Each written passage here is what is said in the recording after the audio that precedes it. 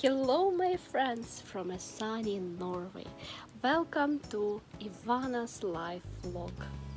If you're new here, I will be telling you about my life in Norway, how I moved to Norway, what do I do for living, and how actually beautiful and amazing this country is. So please don't forget to subscribe, hit the like button, and stay tuned with me. If you want to get notification about every new video I publish, don't forget to push or hit on the bell next to the subscribe button. So today I am telling you how I moved to Norway. Let's start the vlog.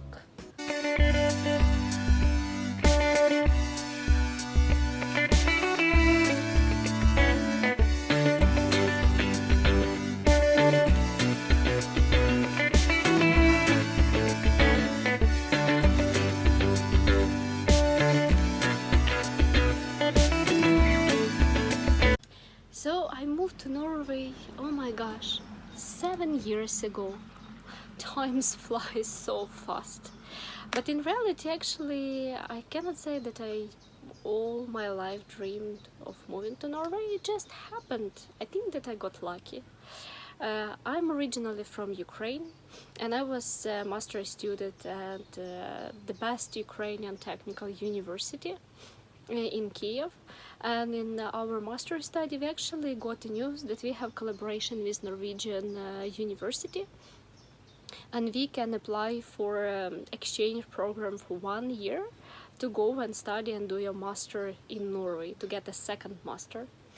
I was planning to apply for it at the first year when I heard it, but then the last day before I needed to go to the interview, I don't know what happened inside me. I had presentation done, I was almost ready, but then I had a feeling that my English is not that good and I actually need to practice a bit more. And I didn't go for the interview, and I decided to wait for a year. I cannot explain you why I had this feeling, but it's like it just got to me. It's like it's not a time, it's not the right for now. So in the result, what I did actually, I just during that summer I went to India for 5 weeks. It was extremely expensive and I had some funny stories there, so who knows, maybe someday I will tell some of them to you, especially my first experience with traveling on the plane and sitting in the airport for 23 hours. It's that story. I don't think that everyone maybe even never in your life experienced such things, but it was fun and I learned a lot. However, it's not about that now. So I went to India, I practiced my English, I lived there with international community. It was different accents in English, it was different, like people from different countries, students from different countries, so it actually was beneficial. They helped me to practice my speaking English and a bit writing, but not that much. And then the next year, it was a bit harder year because in my university it was a bit messy regarding how to apply, when to apply and so on. But we had 1 week to collect all the documents after we got notification that we can apply. It was crazy, I will be honest, it was extremely crazy. I didn't have enough money, I needed to work during the night shifts, I was studying during the day shifts, working during the night shifts, translating a lot of stuff myself, looking for someone who can put a stamp on translation in a short notice, paying them to do that even though I was doing the old translation work myself. But we managed to gather all of the documents 10 minutes before the deadline. So we were even running to submit such documents. And we did them, and then we had an interview. So Norwegian teachers, so like professors, together with administration from the international office, came to Ukraine, to Kiev, and they did interviewing. So it's like 30-40 minutes talk with each person. And I think at that year, actually, it was 19 persons for 5 places. So it was a high competition for that part. So what I went to the interview, I remember that I tried to really joke a lot, to smile a lot, be myself, be nice, and especially experience with India has changed a bit myself inside. And I knew that I'm finishing my master in Ukraine, so I knew that it will be probably a problem with getting possibility of going to study to Norway. But I had some trick. I had this trick for the interview that you actually can also use if you need someday. So when I came to the interview, first thing that I did, I actually learned how to say hello, my name is Ivanna, in Norwegian. So I started my conversation with the interviewers in Norwegian. I said, "Hi, jeg heter Ivanna." And they were amazed. I think it set the tone to the really, really good way. And then I also had the question, I think that I asked them something like, do you like to stay in Kiev, or do you like the Ukraine, or something like that? And I had like three these type of questions throughout the whole conversation that I could say. And the last one, in Norwegian, I actually forgot. It was to say goodbye. It's ha det bra or ha det, and I forgot it.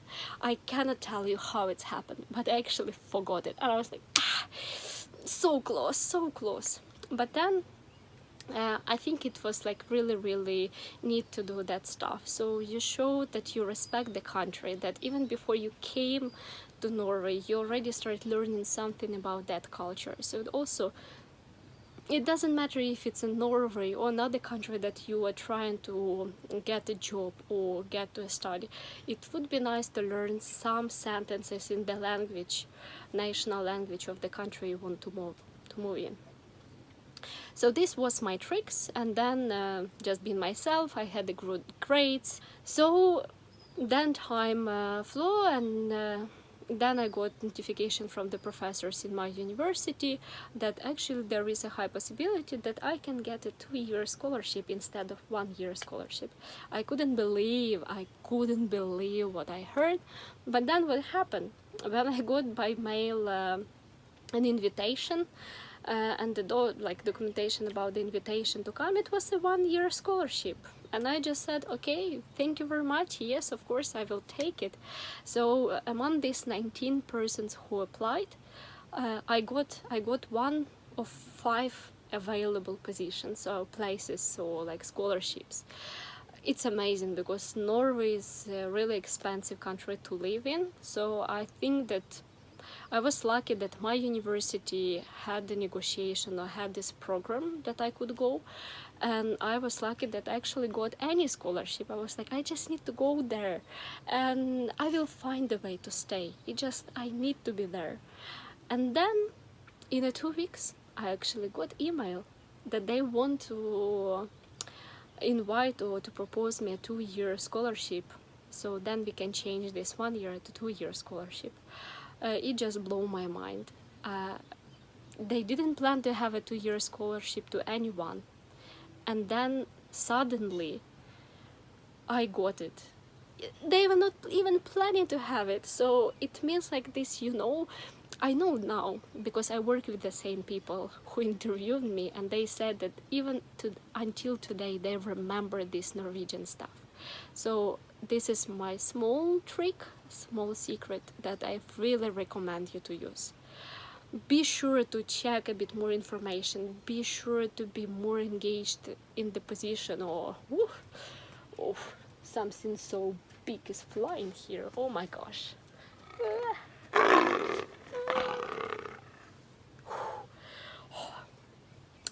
Yeah, so this is what happened.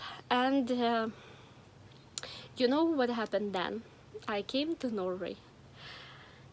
I decided that I want to be active. I'm that type of person. I'm always active. And my group was kind of big one. We were 5 Ukrainians, then it was like 12, 13 Indian students, 3 or 4 Norwegian, and other like international folk. So I said, okay, I need to be proactive. This is me. This is what I do. I'm proactive. I don't sit behind the curtains and say, no, no, no, I don't do that. No, it's not me. I always, I like to take responsibilities. I like to be active. I like to learn new stuff. I'm not afraid to say that I don't know something. And this is what helped me quite a lot. I was studying like 10 hours per day each day. I was working on my English. I was trying to improve really, because I felt that I'm a bit behind the class in that. So I just worked really hard to do that. I was really active on every single class. I was asking a lot of questions. I was saying my opinions when teachers asked about that. So I was always like, you can see me among all of the students. You can see me. And then you know what happened? I came to Norway in the beginning of August 2013, and in the end of November, I actually got a part-time position in the university. Isn't that amazing? So I had a 2-year scholarship, and additionally I got a job, paid job. Yeah, it's 20 hours per week, but I got it. I was student assistant, so I was helping in different courses teachers, and I was helping my professor with some research tasks. So for example, to read some articles and to write a short summary of what is in the article, or like helping with understanding some documentation and writing proposals to get grants and to get funding for the research. So I was learning a lot, I was working a lot. I didn't have that much time for partying, and I was like, it will come when it's time. So when I finished my master, I finished it with the really good grades. I worked afterwards. I got a position as a research assistant after my master's study. So actually for 9 months after my master's study, I worked with the same university, with the same professor as I started as a part-time helper. And then I was continue working in the EU project that I did my master thesis in. So my results were so good, so applicable and needed, that I actually got invited to continue working in that project. And I was paid really well, so it was like really, really cool. And then another project has came up in our university, and I was recommended, or I was invited to apply for a PhD position. So I was like, okay, I have 2 masters with really high grades. Both of them I've completed. I have publications, so why not? And then my PhD appeared to be in additive manufacturing. I didn't know, like I knew a bit because we had it in the master course, a bit about additive, but not that much. And now I'm starting PhD. Suddenly it was like I went on the interview. I had interview in Norwegian. So actually all these 2.5 years that I was like studying, working and stuff, I was learning myself Norwegian. So if you want to know how I learn Norwegian without courses by myself, I can make a video about that. Please write in the comments your questions, so it will help me to build the video in the way that it's useful for you, and then I will provide enough information for you. So please don't forget to ask me questions. Yes, yes, yes. Thank you very much for that. So then I almost don't remember a thing. I don't remember a thing about what was on the interview, because I was so stressed that it's in Norwegian. I was like extremely nervous. And I remember one of the questions, like, what are your plans for the future? Like, where do you see yourself in 5 years? And then I was saying like, oh, I see myself that I want to be a professor. So actually I see myself in academia career. And how do you see, like, which community do you see yourself in? How you gonna build community in the world? How are you gonna... So it was like really many questions I wasn't ready to answer, but I was trying to make it really fast and stuff. And then in a couple of weeks or months, maybe a bit more, I got notification that I was actually offered a job as a PhD in additive manufacturing with 4 years contract, and it was like amazing. It was extremely amazing. So of course I agreed to take the job, and it was extremely hard for years.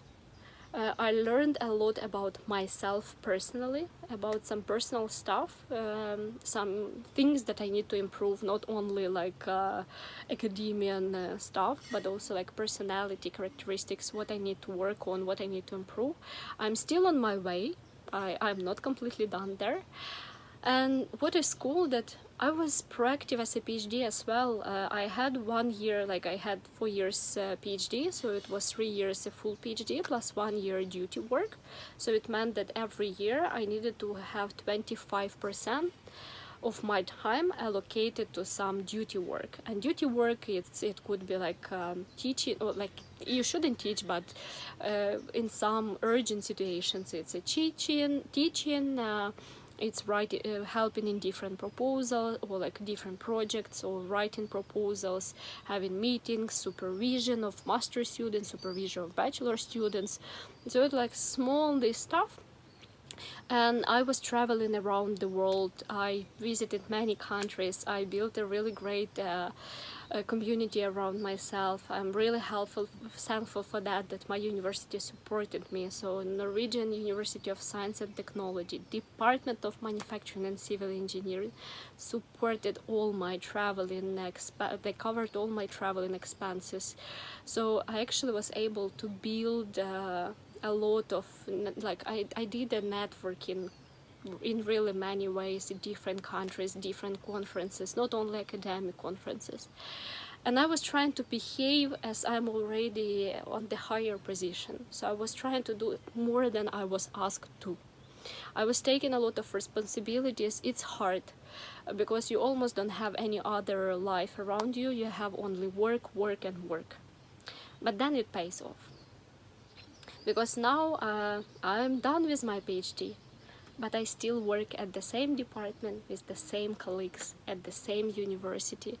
I teach master students. Now I will be teaching bachelor students in Norwegian, but it's okay. I have a summer to prepare myself. And it's amazing. It just, I have a permanent residence permit, because in Norway, to get a permanent residence permit, you need to live student visa doesn't count, so you have a different types of visa, and then when you get your visa, on the list of paper it's written if it's accounted for permanent residence or no. So if it's stated that it can be counted for that it means that you need to have in total 3 years of the visa that counts for permanent residence permit. And 2 years ago, as I mentioned in the video about different types or different ways of moving to Norway, my way it was through the study and another one. But if you want to hear more about other ways how to move to Norway, you will have it somewhere here link, so please go and watch. You also have timestamps, so you can choose about which of the ways you want to hear more in details. But for a permanent visa, you actually need to have 3 years of type of visa that is accounted for permanent residence, and then the last year you have to have a salary higher than 246,000 NOK, Norwegian kroners. And in addition, you don't need to, like, if you haven't taken, you need to check that you haven't taken any social help from the Norwegian country, or like from Norwegian government. So, and then you can apply for permanent residence permit. I did it while I was a PhD. So actually, before I finished my PhD, I already had a permanent residence permit. And then it means that even if you don't have a job, you still can stay in the country. You can apply for the social help. If you don't have a job, you can apply for social help and be paid monthly some amount of money. They will calculate for you while you are searching for a job. I think this is like dreams come true. And this is my story. Thank you for listening to me. If you have questions or anything like that, just write them in the comments and I will be happy to answer, and I hope it's useful for you, and I want to make a more useful content for you. So give me hints what you want to learn about life in Norway. I'm here every single day. And yeah, see you soon. Please subscribe, hit the like or dislike button, up to you, and see you next time. Bye.